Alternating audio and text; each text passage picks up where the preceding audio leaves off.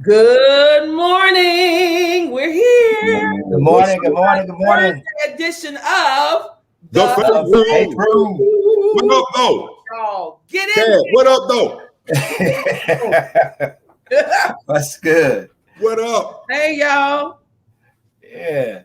Hey, Come on in, everybody. What's going on with y'all? Man, life is grand. It's another day, Sheree. Yes. All right. It's a great day to be alive. What kind of day is it today? You know what? It's a thankful thought-provoking Thursday. Thought-provoking. Okay. It's a thankful Thursday. I'm just thankful today. Yeah. Yes. Deanna said, thirsty Thursday. Give me living water to drink. Come on and twist that thing, girl. Come on. Twist that thing. Twist that thing. All right. Good deal. Good morning, everybody. Come on in the room. Come on in the room. You know how we do it, Pastor KJ. You want to tell them the three things we do, man? Yeah, first you declare your day. You know what? This is one thing we got away from. Y'all come in and y'all greet everybody when you come in. Greet it. That's it. Greet somebody. Y'all come in and greet everybody in the room. And then after you greet everyone, declare your day. And then after you declare your day, you're going to share. And then after you share, go ahead and be a pest and start tagging folk into the room. Be a pest. A pest. Yeah. Be a pest. Folk have been delivered because you've been a pest. Yeah. Yeah. Save lives because you've been a pest. Yeah. Y'all watch how Pearly does it. Pearly, show them how to do it. Lay Pearl, Kim Fight. Y'all show them how to do it. Show them how to do it. It's about to be a paragraph long worth of text. Watch how they do it, y'all. Come on here. All right, y'all. Somebody says it's a turnaround Thursday. God is going to turn around my situation and work it out for my good. Come on, Stephanie Holt. Stephanie. You better declare your day, honey. That's what you do. That's how you do it right there. Praise God. What's up, Stephanie? Good to see you. Proud of you. Proud of you. What's up, Jerry Robinson? There you go. Let's go, y'all. Let's go. All right. They're tagging. Good deal. Y'all, we have a major preacher teacher in the room today, man. I'm so excited that Dwight Townsend. Come on, Little Rock. Yes. Dwight Townsend. Count up, Little Rock. Come on in. The S-Dub. Yeah. Pastor Townsend is in the room, everybody. I'm tagging people on my end. Come on, Little Rock. Look at Kim Fight. Look at that. Look at all the tags. Come on, Kim. Get them, Kim. She got him saved. She got him saved. Kim ain't playing anything. Good morning, Laura. Pearly. I think Pearly. Come on, Pearly. Pearly ran out of room. Yes, she did. I think Pearly got her on that one. Come on, Patsy. Come on, y'all. Y'all Patsy ain't got time for all that other, but I got you. Kim has started another line. Come on, Kim. That's it, y'all. Yeah. Nelly in the room. Good morning, y'all. Come on.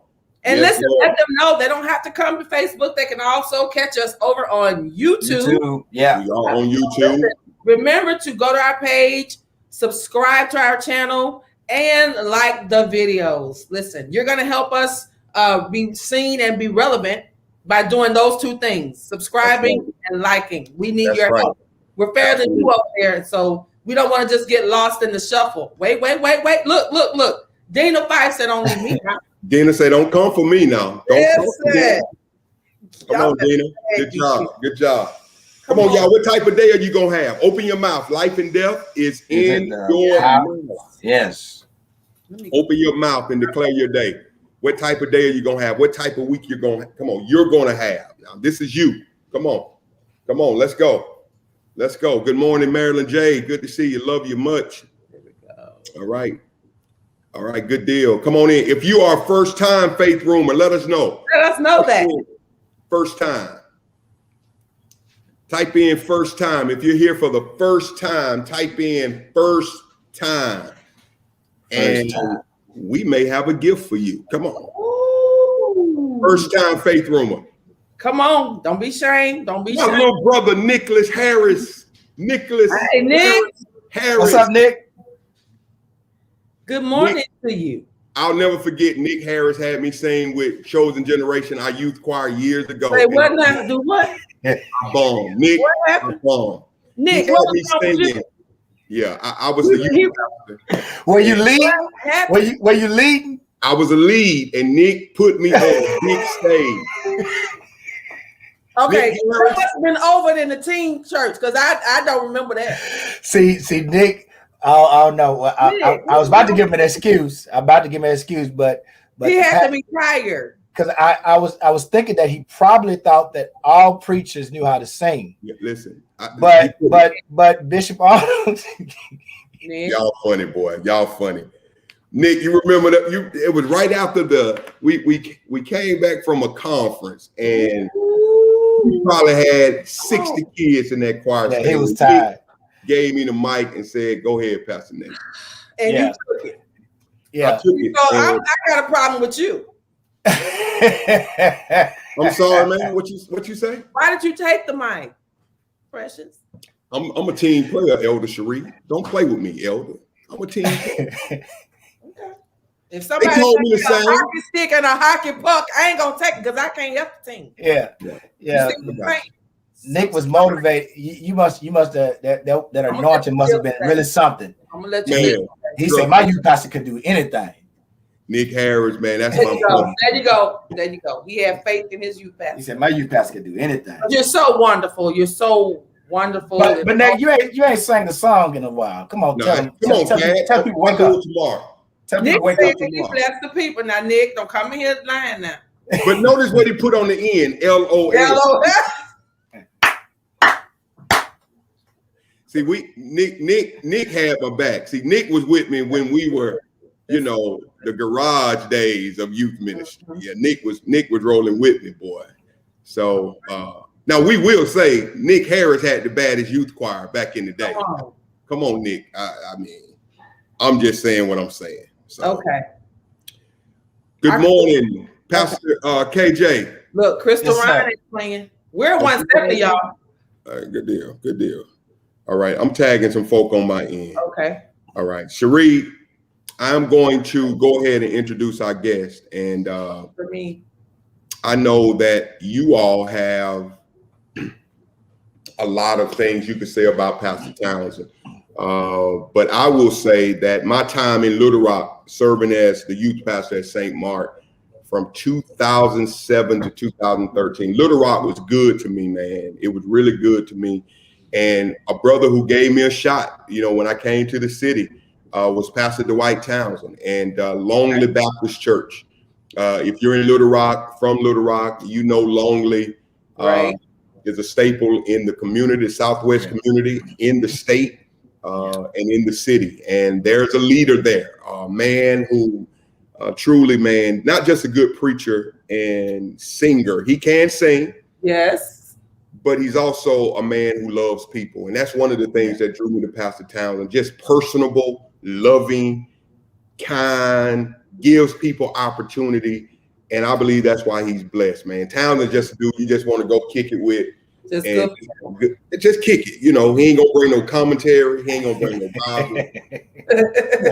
Now the just a cat, you just go get, and just chill. Give me a table in the back and let's just chill.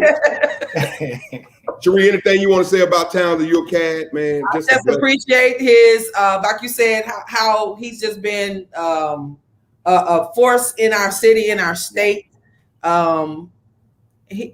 His friendship, I mean, I can go there. We've been friends for a very long time in the same circuit. As a matter of fact, we belong to the same church. So he's just like you said, good people all the way around. Just a good person to know.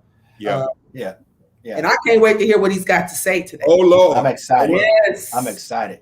Yeah. And he's one of those preachers now. When he preaches now, his teaching ministry is phenomenal. But he's one of those preachers. When he preaches, he start out real slow, and he sneak up on and he just having a conversation with you. Yeah. And then all of a sudden, when he get to the close, before you know it, you being drugged. You didn't know it's over. It's over. Being drugged. It's over. And the remarkable thing is anybody who can go to Northwest Arkansas, right, honey, and do ministry effectively, as an African American, they are true leader. So I'm ready to hear what he has to say today. Yes. Absolutely. Faith Room, listen, we welcome for the very first time, certainly not the last time, the senior pastor, Longley Baptist Church, my brother, our friend, Pastor Dwight Townsend. Y'all make some noise up in here, up in here. Little Rock, mount up. Come on, mount up with wings. Mount up. Dr. T, what's up, man? Hey, what's going on, guys? Man, we're happy Good you're morning. here. Man, we're happy you're here. And Faith Room, we're honored. Again, do me a favor, Faith Room. Tag people in. You're going to be blessed today, and you're going to have an opportunity to sow into this man of God as well. We want to make sure we send him to lunch, send him to dinner, whatever he chooses to do. But Pastor T, man, I miss you, man. It's just good to see your face, Doc. Man, I promise. Miss you as well, brother. Miss you. Yes, Yes, sir. sir. How you doing, man? How you holding up? I'm holding. I'm Yes, holding. sir. As the old preacher was, I'm holding my hope. Come on, Doc. Yeah. Holding on, and I won't let go. That's something Yes, that the sir. elder would be singing. Absolutely, man. Yeah. Well, brother, we release you today, man. This Faith Room, we are a family. Cherie, how many we have live right now? 194. We're almost at 200. All right, 194, y'all. We'll be well over 200 in a minute. Listen, Dr. T, we are real people, man. Real concerns. Yeah. Hoping to get real solutions, man. We got people in here who are saved, unsaved, hood, unhood. Yeah. Used to be Unhood. Unhood. I caught that. That's a making word. Yeah. Cherie, you know what? In Townsend, don't bother Cherie. She wore a shirt about 2 weeks ago. In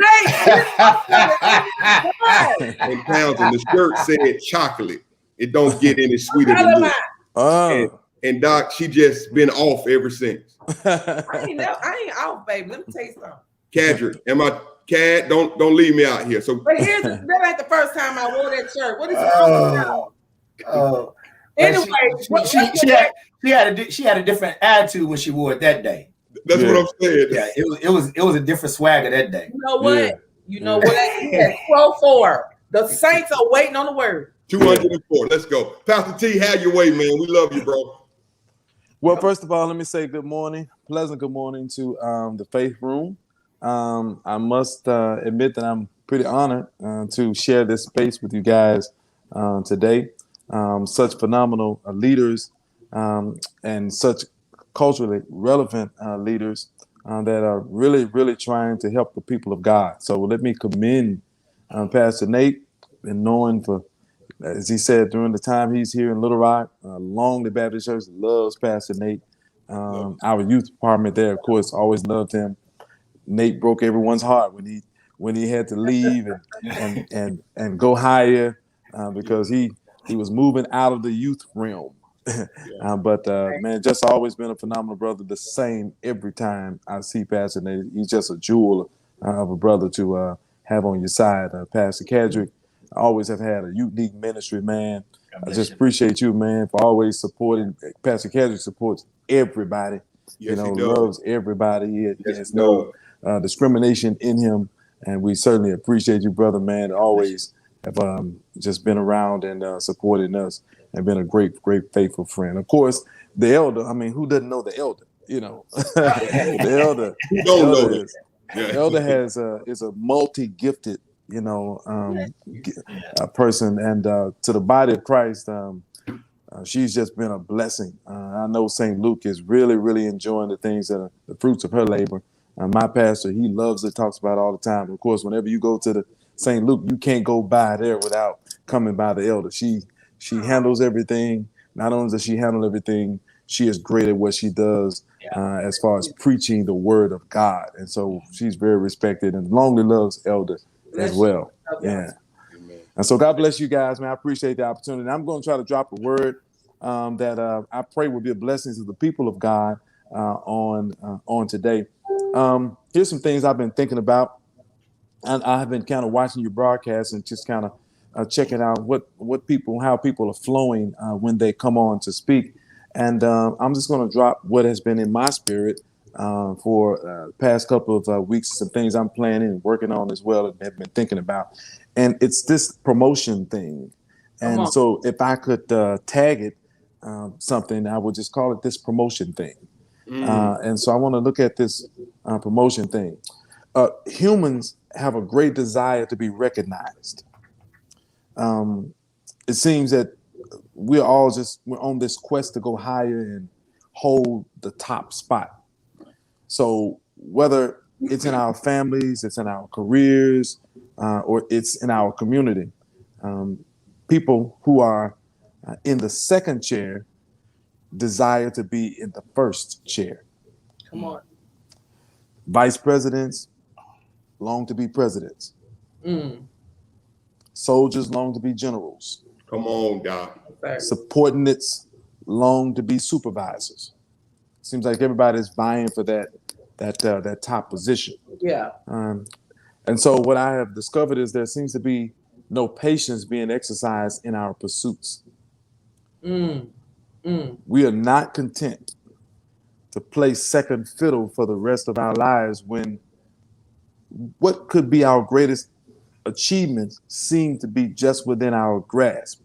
And so today, I want to drop a word for those who feel a call to go higher, feel a pull to go higher. Because the question is always, how does one pursue that?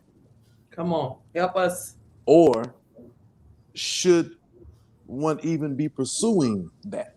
Wow. How does one pursue that? And what, should that even be something that we are pursuing? That's good. And so I think that what should be understood is that in life, the journey to promotion is never as simple as we think it is. We may find ourselves discovering that there is no quantum leap from the second chair to the first. Right? When a person is trying to quantum leap, they're trying to do as the old TV show. You remember the TV show was called The Quantum Leap. When this scientist would basically, he would just kind of jump. He would leap through space and time. And so I think that a lot of people are trying to leap through space and time to get to promotion faster than it really takes. Wow. And so it involves God's timing. But not only does it involve God's timing, it involves our faithfulness. Come on. That's good. So I think that needs to be said once again. It involves God's timing, but it also involves our faithfulness. And so I want to look at Joshua chapter 11. If you look at Joshua chapter 11, verse 15, it talks about how Joshua left nothing undone. Right? He left nothing undone. So when we find him in chapter 11, he's now riding in the first chair. He's been elevated by God. He's leading the Israelites in their Canaan conquest. This is the northern conquest. And when we read chapter 11, it's basically a history of the areas that have been conquered by the children of Israel. This northern campaign, we don't know much about it, but we do know that it was a strategic campaign where basically God hardens the hearts of Israel's enemies and then gives them over into their hands. And so what Joshua has done is he's followed all of Moses' commands. He's followed all of God's commands, and he leaves nothing undone. Yes. Right? He does everything that he's instructed to do. And so by way of observation, here's what I notice about this. And that is one of the significant things about this point in Israel's conquest is that we see God using Joshua to accomplish a great task and gain great victories. But what's even more significant is the fact that Joshua is making the most of a position that he was elevated to because of his faithfulness. Wow. So what I want to suggest today is that God honors those who endure the process of promotion. Come on. Because promotion has a process. Yes. You don't quantum leap to promotion. It has a process. So those who are listening to me, if you start reading in Exodus chapter 17 and you just go all the way through Joshua chapter 11, you'll see this going on in Joshua's life. And so we see the process of promotion for any person today who is seeking to be promoted. all right, or seeking elevation from God. So here are 5 things I want to offer. I'll offer them briefly, and then I'll allow you guys to open up for questions and things of that nature. I think the first thing needs to be noticed, or the first thing that needs to be said to those of us who desire to be promoted, and that is that you first of all have to serve well wherever you're assigned. Good. Serve well wherever you're assigned. Nate, you know about this because this has been your life story. You know, serving well wherever you are assigned. Joshua assumes all of his responsibilities without complaining. Talk T. You don't hear in scripture where Joshua is complaining about any assignment that Moses gave him. He's just serving.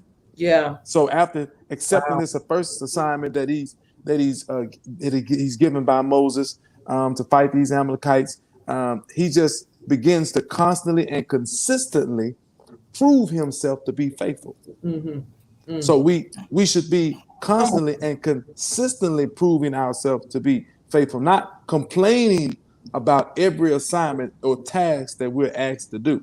Come on, and sir. get this, you may find some of the tasks that your leader or whatever organization you're serving, whether it's your job, whatever it is that you're, wherever you're at in life, you'll find that some of these tasks will be annoying. Mm-hmm. You won't even like them, you know, but you still have to serve well wherever you are assigned. That's right. And you cannot be afraid to do the dirty work. And so, first of all, we've got to serve well wherever we are assigned. And then secondly, some of us need to just settle in for the ride. Just settle in for the ride. Wherever you are, you may be there until God moves you. So you need to just get okay with it. Now, I'm not just talking about those who are serving in the second chair here. I'm talking about even some of us as pastors. Mm-hmm. I know a lot of us have found ourselves in positions and places now that, you know, we didn't think we were going to find ourselves, especially with this pandemic that's been going on. And so we've got this itch. We've had this itch to want to move and to hurry up and move God. But sometimes you just got to settle in for the ride. You find Joshua not trying to hurry his process. All right. He's settled in for the ride. I didn't say he was content. All right. Just totally. He's content with being where he is, but he's settled in for the ride. He's comfortable in the second chair. He's not trying to drive the chariot. Come on. He understands that by serving his leader, he is pleasing God. Mm-hmm. And so sometimes we have to just learn to get okay with where we are until God does the elevating.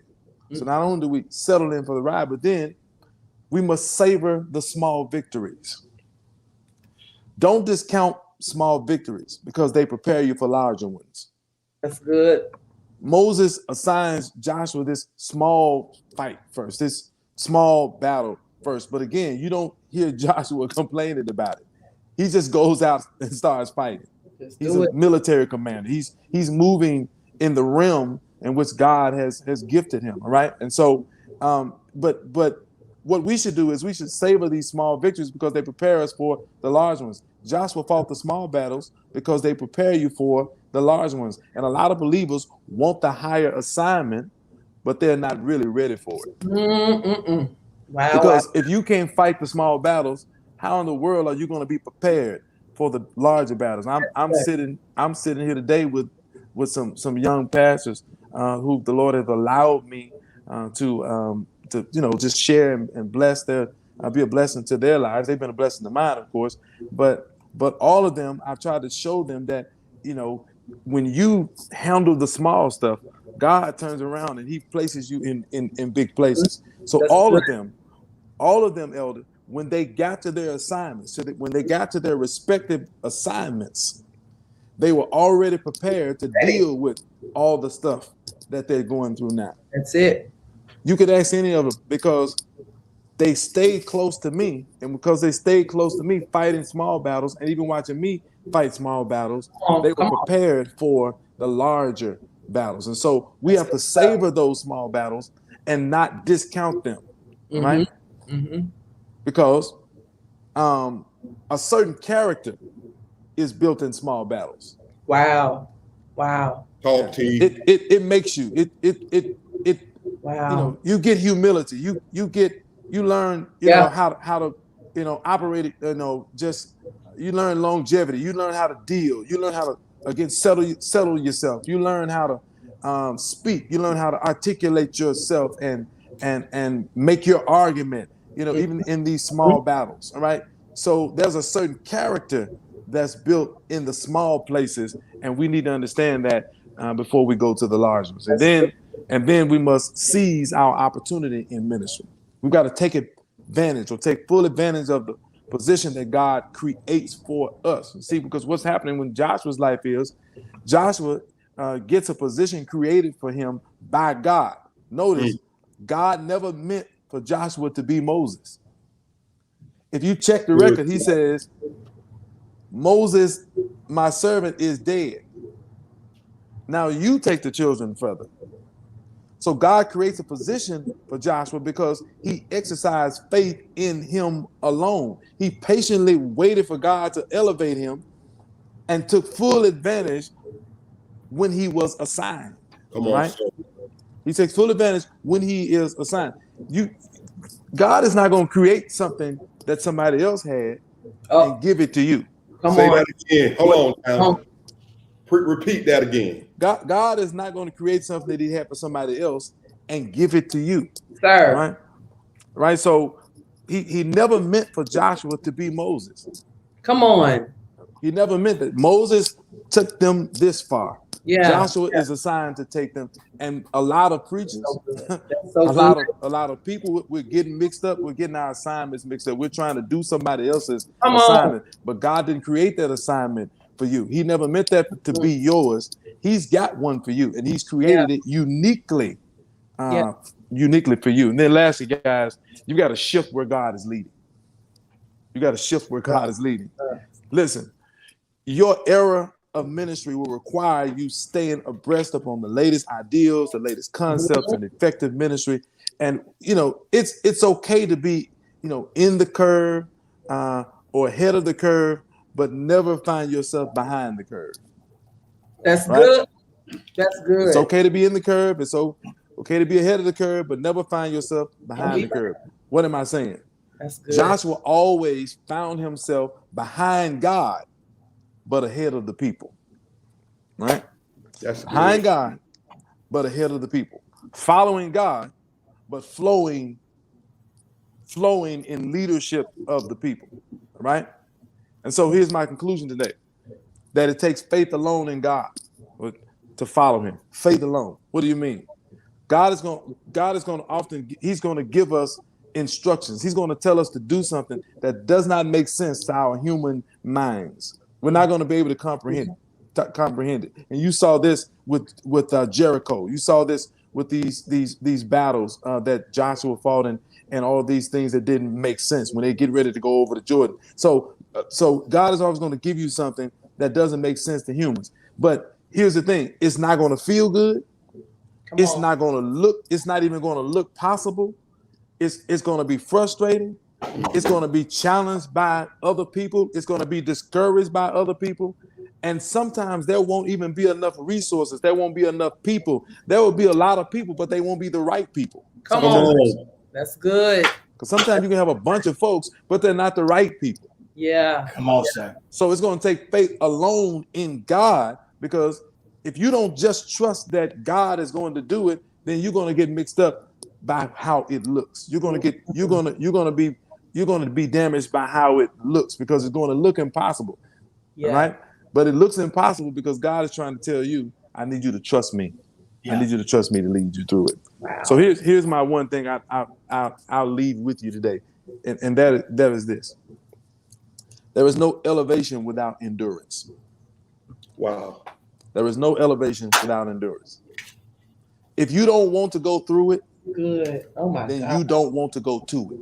Oh, yes, sir. Right? If you don't want to go through it, you don't want to go to it. You don't want to go to it.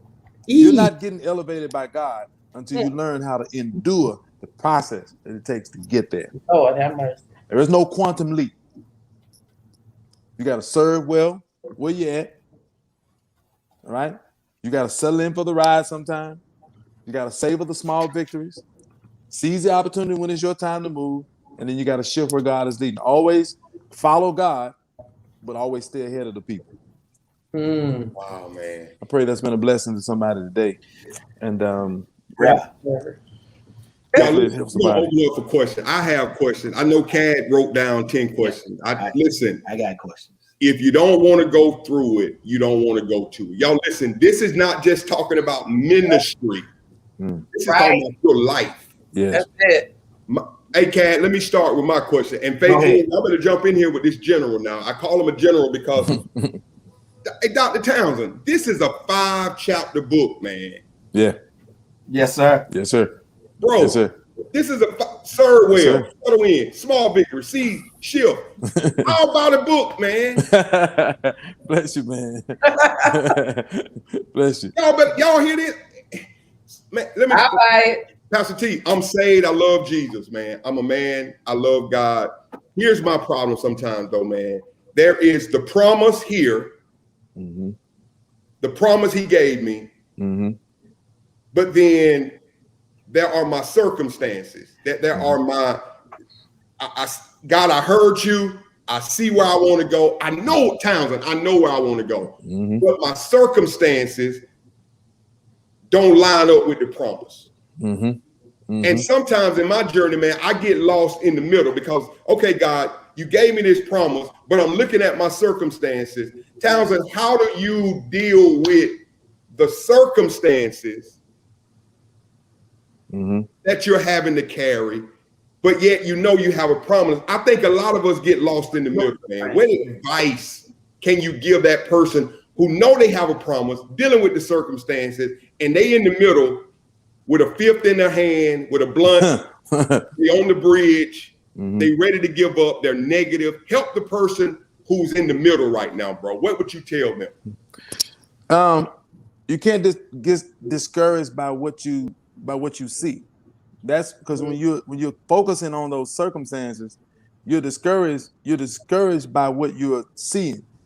See, you know that you're just within the grasp of your destiny. Your greatest achievement. That's one of my first statements I made today. Your greatest achievement is just right within your grasp. But what Satan wants to do is, what the enemy wants to do is, he wants to keep you focused on the circumstances. Come on.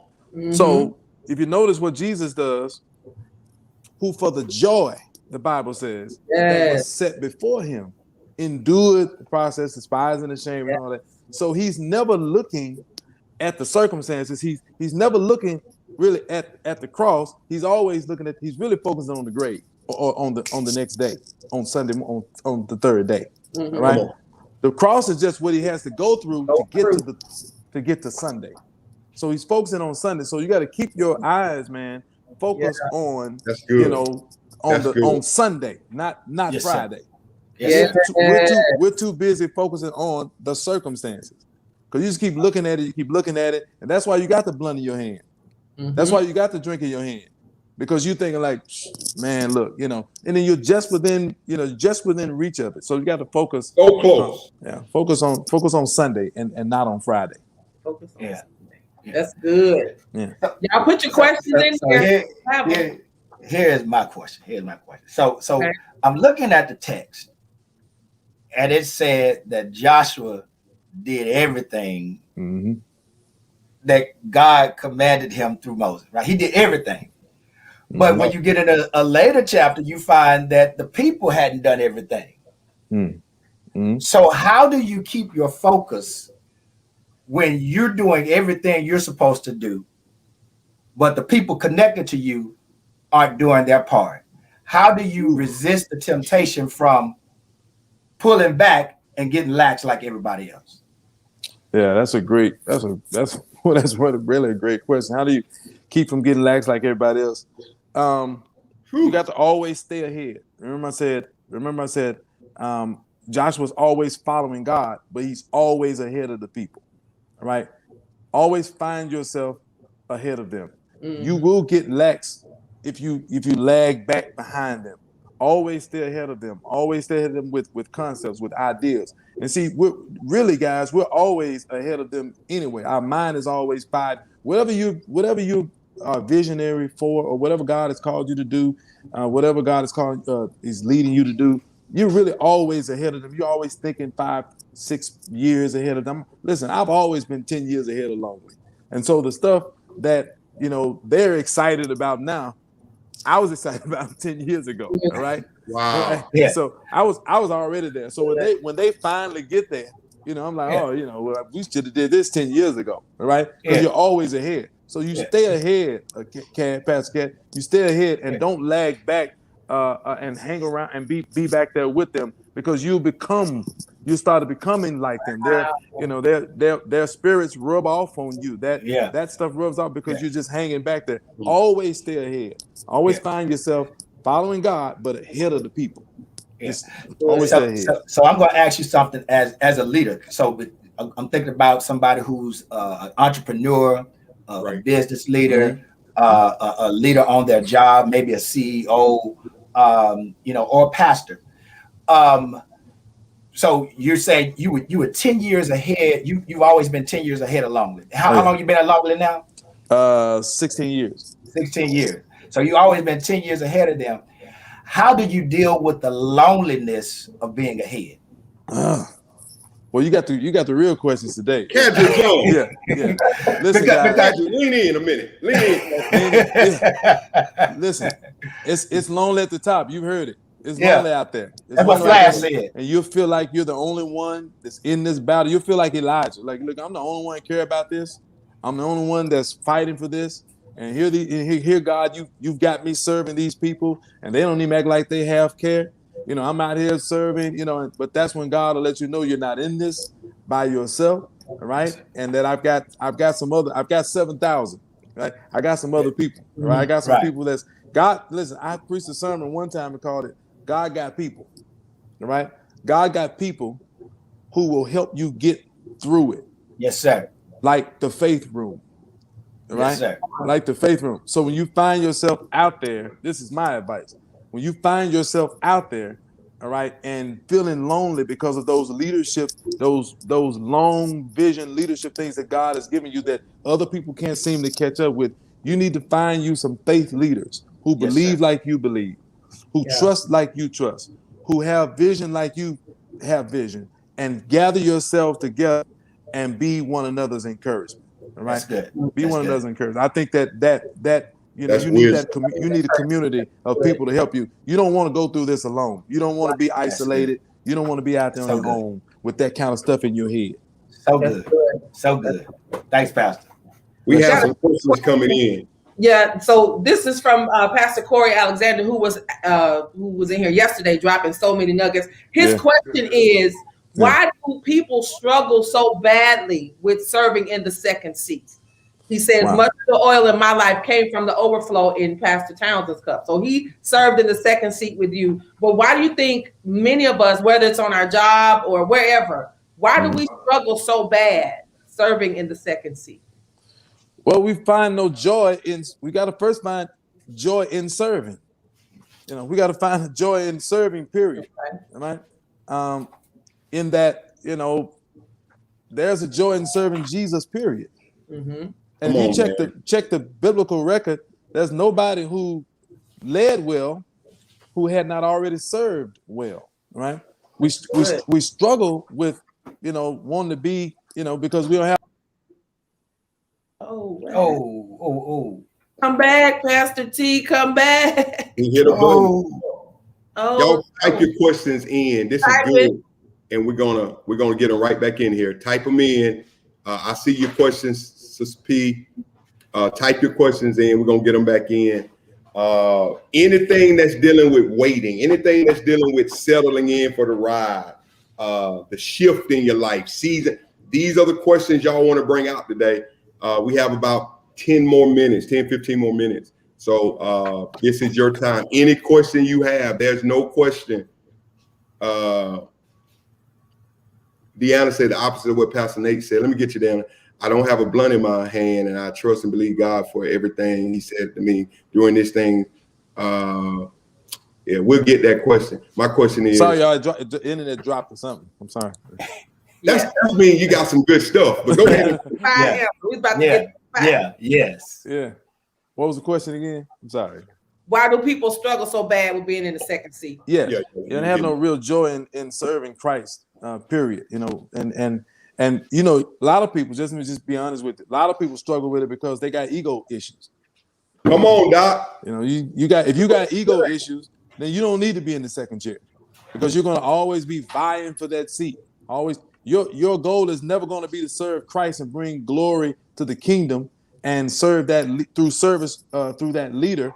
You're gonna always be vying for that position. Yeah. Your goal is gonna always be to get there. It's not gonna really be to serve people. It's not gonna really be to serve that leader. It's not gonna really be to serve the kingdom of God and bring glory and bring fruit to the kingdom. It's always going to be on getting to that seat.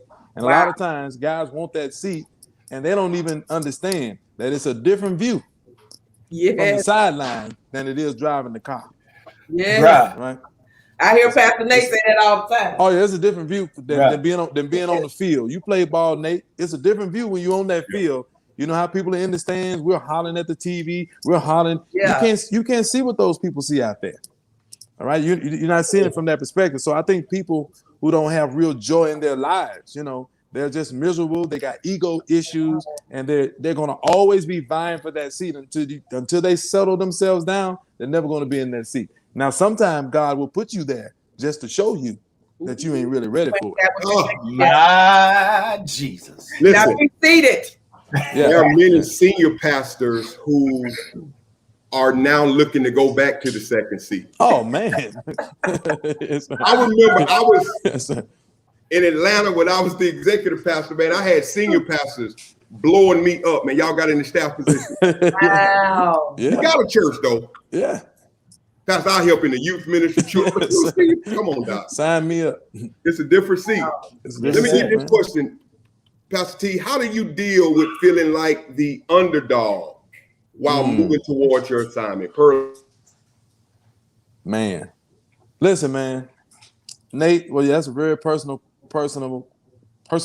That kind of hits me because really, I've always been the underdog.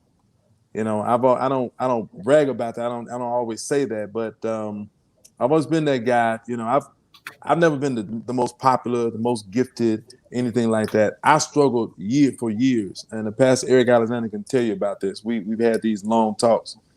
All of my friends were being elevated, and it seemed like I was going slow, and that was ticking me off.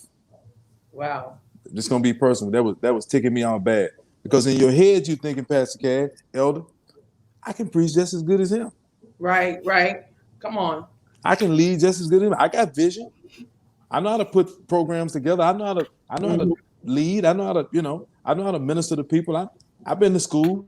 Keep it real, Townsend. I've been in this guy's over here, and he's moving. He's going, and all of my guys, man, around me, it seemed like they were going fast, and I was just kind of trickling. I was watching their churches, 15 and 20 people walking down the aisle at one time. And man, that was messing me up, and I couldn't get that. That wasn't happening in my church. But I had to go back and learn to focus on what God had me doing and the assignment He had me doing. Right? He had created me for a unique space and a unique time, and to do it in a very unique way. So here's what I started noticing. While they were having people join 12, 14, 15 people at a time, I had a trickle effect. Right? And so 2, 3 here, 2, 3 there, 2, 3 there. Elder, by the time you looked around, you know, I started producing some of the same results. But I was upset because I wasn't getting there as fast as I thought, as fast as I wanted to be. So you have to fall back and pray to God about what your unique assignment is, what He has you specifically doing. Because even when you go to a church, there's an assignment, right, that you're supposed to be doing there. You're not just there to grow it, to blow up, and whatever. There's an assignment that you're supposed to be doing, and that assignment could be something very specific, very detailed. And people don't always see that because they don't know what God is doing. They don't really understand what God is doing there. So it may be something behind closed doors that God is wanting you to take care of. Some leadership issue, some strong personality in the church that God wants you to remove. Some, some spirit in the church that God wants you to pray out. Some of us, man, guys, I know Cad is a true prayer. He's a true warrior before God.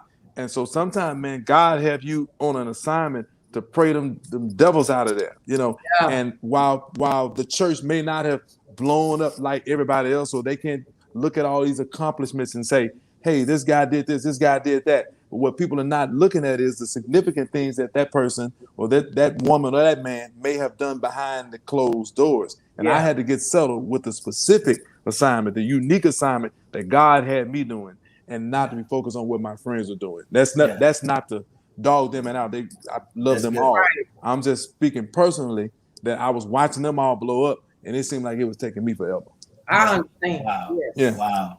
Yeah. That's good. Thank you for being real with that too. Yeah. You helped about 15, 20 folks on here. Bless you, man. Yeah. Let me move on to this question here, y'all. Y'all keep them coming. And if I can't get all of them, we got to bring Pastor Townsend back. Because this is what I think this is the new revival, Pastor Townsend. Yeah. Yes, sir. Yes, sir. The new revival. Yes, sir. Platforms like this where people can actually engage. Yeah. Here's the question. How do you recognize the shift? A young man asked that. How do you recognize the shift? Leandre, is it Landre? Andre Upshaw. Yeah, Upshaw. That's a good question, Upshaw. How do you recognize the shift? Well, I think that the shift, of course, first of all, comes from God. If you are praying, come on, right? If you have personal devotion time with God, I think you're gonna recognize the shift. And I don't think that the shift always means that this is what everybody else is doing. I think that the shift comes from personal devotion time with God, praying to God, getting before Him to know where God is shifting you, of course, in your own personal ministry. So when I say shift, I not only mean, culturally what's happening, understanding the times, relevant times, and then shifting for your church ministry or your business or organization to move with the times. I mean for you as well, specifically as a human, as a believer, all right? If you are personally spending personal time with God, then you're going to know when it's time to shift. Right. Right. And then you won't get that mixed up with just watching what Pastor or Sister Joe over here is doing and then following in that. That's not recognizing the shift. The shift is recognized in personal prayer time, in personal devotion time, in getting before God, so that God can tell you, okay, now I'm moving this. I'm moving this in a different direction, and this is going right here. And then you start to write your vision, make it plain, and giving it to those people so they can read it and run with it. Wow. Let me add this too, guys, and I think this is a good point, Upshaw. I say this all the time, Pastor Townsend. God will often shift us in good seasons. Yeah. Oh, and man. I think that we lose that because in the natural, people will never understand why would you move or leave this is going great when it's going good. God moves us. In fact, when God called the 12, they were successful fishermen, man, who were making great money. Yes.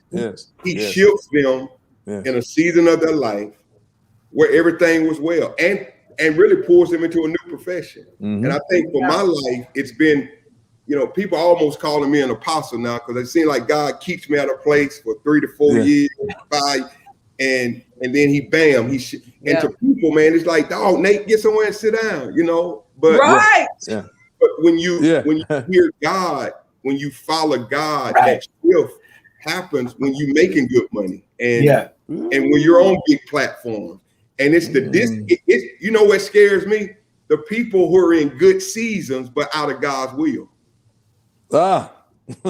Good season. Oh, man. God's wow. You making the Enjoying a money. good season. Yeah. Oh my But God. it ain't what God wants. Yeah. That ain't what God wants you. And you know that's, but you so busy looking at the comfort, but your assignment has shifted and you want to stay where the comfort is. So, That's that's good to know. And God closed the comfort. Yeah. So That's a you good go. word. But listen, Nate, let me just add to that about that part you're saying about the disciples and they're already doing well, and God shifting us in good seasons. That's because God is ultimately trying to get you to your destiny. Right? Come on. So people will look at it and they're saying, "Hey, man, you're doing good. Why in the world would you leave this? Why in the world would you put that down?" Well, I'm trying to get to my destiny. All right. Ultimately, that's what I'm trying to get. Let me show you what I'm saying. In Luke chapter 5, when he calls those disciples away from their profession, he's not just calling them away from their profession, he's calling them into their destiny. Because later on, when they get out there on the sea, y'all remember? Yeah. And they catch all of those fish, and they say, "Wow, what manner?" They catch all this fish, and when they catch the fish, he says, "Now I'm going to make you fishers of men." See, he was trying to make them fishers of men was their destiny, not to be professional fishers. So he takes them because he's trying to move them out of their profession into their destiny. All right, so we gotta understand that. And folks are looking at you and they're saying, "Hey, man, this girl, she's doing great. I'm looking at Elder. She looks like she got it going on." And then she pops up and she moves to another church, or she moves up. You know what? And so every move is just getting you closer to your destiny. Wow. You better talk, sir. Right? That's so good. That destiny was to catch men, not to catch fish. Jesus. Kevin Riley, good to see you, Pastor, man. Really, my mind always, it's like, God, I'm good at this. Just when I get good, I got this. And then he shifts you. Then, okay, it's time to move somewhere else. And I'm like, people probably like, what? Can she sit down somewhere? Yeah. But y'all don't know how I go kicking and screaming. Yeah, it's destiny. Yeah. So I know we got to go, but Pastor Townsend, talk to the people. Can you talk to us about the danger of not shifting with God? Ooh, listen, you will be in a rut. You will be in a rut like no other.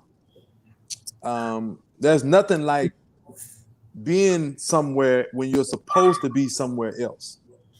There's nothing like being and you will just be in a rut, brother and sisters, that you won't even be able to describe this, and God will hold you there, right? Because you decided, sometimes he'll hold you there because you decided not to shift. And you'll be sitting there like your life can be miserable, but you missed it, right? And you missed the shift. I missed the shift one time. Oh God. Yeah, I missed the shift one time. Help us, Ken. Yeah. How did you? Can you talk about the emotions, the experience, and everything you were going through when you missed the shift? It's like there's no sense of accomplishment. Come on. Nothing you do feels good. Everything you do feels just like it just feels like blah. It just feels like kind of you're spinning your wheels. And I'll just be transparent. I'll be honest with you. I'll say this. I can say it on the Faith Room. It happened years ago. Elder was around. You were around too, Pastor Cad. I resigned from Macedonia, Nate. That's my first church when things were high.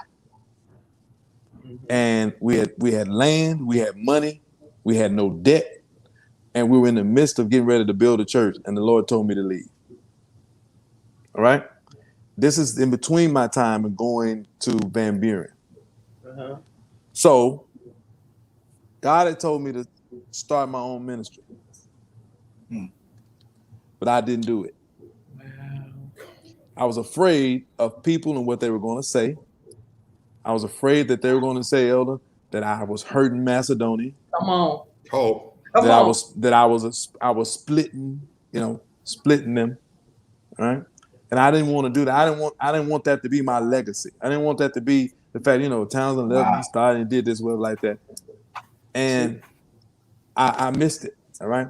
And so about a year later, I came back and tried to do it, and it failed. Missed the season. Wow. I missed the shift. Yeah. Oh, son. But let me show you how good God's grace is. Oh, have mercy.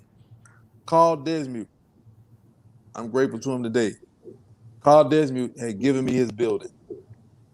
I couldn't pay the rent on it no more. I went to him. I said, Carl, my people, I don't have that many people left to do this. I'm gonna have to just let this go. Corey Morris called me at 3:00 in the morning and told me, you're gonna be all right. He said, T, you just 25. You're gonna be all right. I didn't want to let it go. He said, you gotta do this because I called Carl Desmute. I told him, I ain't even got the rent to pay for the building for this month. He wiped my slate clean. Wow. He said, Pastor, don't even worry about it. Jesus. The Lord has set me up. He said, I understand ministry. I understand how things go and all that. He wiped the slate clean. Me and him are friends to this day. Fast forward, a year later, his brother, Michael Desmute, y'all know who I'm talking about, walks up to me at the Twin City Fellowship, all-night fellowship meeting when we were having all-night fellowship on a New Year's night. At Holy Cross. At Holy Cross. He walks up to me, Pastor Nate, and says, you need to go to Fort Smith, and walks off. Wow. I'm chasing him down. Mike, what you talking about? What you doing? Now, anybody know Mike? Mike is spiritual. Mike does stuff like that. He just walks off, and so I was like, man, what you talking about? So I tried to call him. He wouldn't answer the phone. So finally, we had another meeting. He comes back. I said, Pastor, man, what were you talking about when you said it? He said, man, there's a church up there. I was doing a revival, and that church asked me to become their pastor. He said, and I told him I was happy at Independence. I would not go. He said, but immediately my heart fell on you. Wow. He said, I told him, he said, I can't come, but I know somebody who will. Call this man, send your resume, and go up there and preach. I called the man, sent my resume. The rest is history. Wow. Wow. His grace will cover you. Glory to God. Even when you fail, even when you miss the shift. That's so good. Even when you're too, I'm telling you, his grace will cover you. Yeah. And so you don't miss destiny, even though you missed the shift. Yes. God can give you the grace to recover. He gave me the grace. Still get you to destiny. He still got me to my destiny. Wow. Yeah. That's Because good. that was my thing. Nate, that was my mistake. I missed the shift. Yeah. I didn't listen. Wow. That was my thing. And you can have people in your ear, and you can be afraid of their voices. You can just be afraid of the talk, the chatter, and that stuff will mess you up. Absolutely. And you blessing some folks. You muted, Nate. I'm one of them. You muted. So many are being touched by this shift piece. Yeah. I see people saying they're crying, they're emotional. Yeah. This is blessing them. This is setting them free, this shift piece. Yeah. Let me take 2 more questions, y'all. We have 3 minutes. Let me see, can we hit these? Antoinette Parks, AP, who's just a phenomenal friend of mine and cousin of Cherie. And AP wants to know, what do you do in the holding pattern between the vision given and the manifestation? So you're in the holding pattern. I think you maybe hit this a little bit. I think we hit that, spending time in prayer. And, but AP, I didn't want to run over your question, so you wouldn't talk about me after we got so. Yeah. That's basically in the holding pattern. You've got to stay prayerful, stay persistent, stay focused, and keep pursuing. It's going to seem like you're spinning your wheels sometimes, but when you know that you're called to do something, that that's your destiny. You stay prayerful and you stay focused. You're going to be in that holding cell. All of us have to go through that.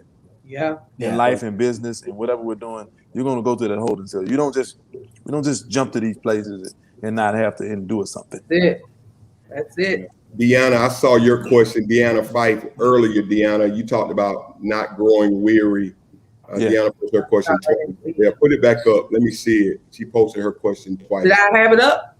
No, it was, let me go back and see, can I find it? And Deanna, we'll close with your question. I think that'll be a good closer.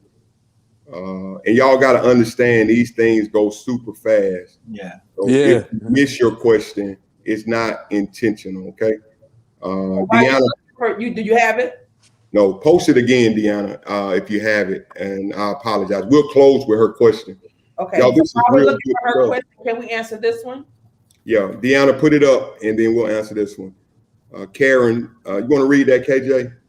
Yeah, so I'm hearing sometime your shift will leave people close to you behind. Yeah. You got to get okay with that, though.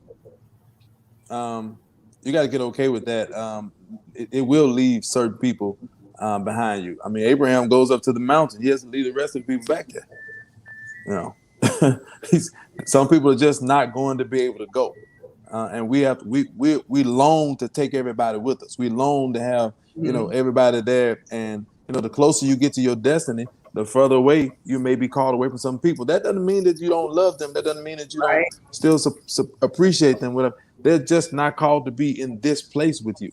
Right. And so I think we can do this, I think we can still do that and not, have to worry about offending I won't say offending, because sometimes you do offend. I'm just saying you have to get okay with the shift away from people, because you're gonna miss God because you don't want to lead him. Wow. I'm not missing God just so I can stay cool with you. That's good. I'm supposed to be up here, but then that's good, bro. You're gonna have me hanging back here with you, and I'm supposed to be up there. We can't. Here's Deanna, and I'm sorry we missed you, D, earlier. I just wanted to know how to stay focused when doing all four, and for what you're desiring something, and you haven't really seen it come to fruition. Deanna, and I think she used that scripture: "Be not weary in well doing, but in due season you shall reap if you don't give up." How do you stay focused?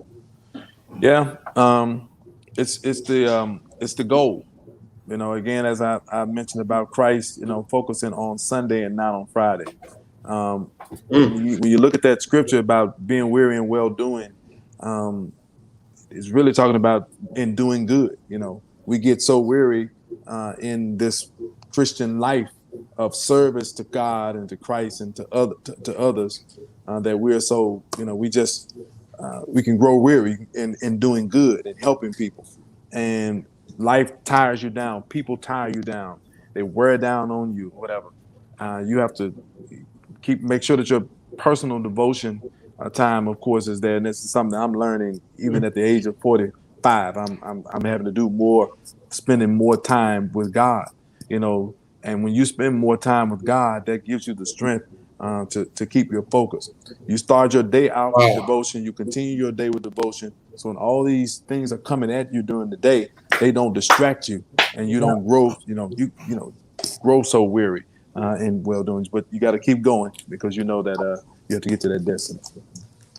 Yeah, I can say more about that, but we got time. Man, we're gonna bring Pastor Townsend back. Yeah. How many of you would agree with me that these 5 points need to be in a book right now? How many of you? I'm over here thinking right now, when is it coming out? Yes, sir. Pastor Townsend, man, listen, you have helped us today, man. And one thing about Pastor T, he don't holler at you, he don't scream, he just kill you. He do them slow stab like this. Killing me softly. And before you know it, you gone. Like That's it. Exactly. Yeah. Y'all That's what I said. How I get over there? He done drugged before you know he done drugged me across the church. Put up how we could be a blessing in his life. And again, we thank God for everybody. I see questions. We'll hit Kat.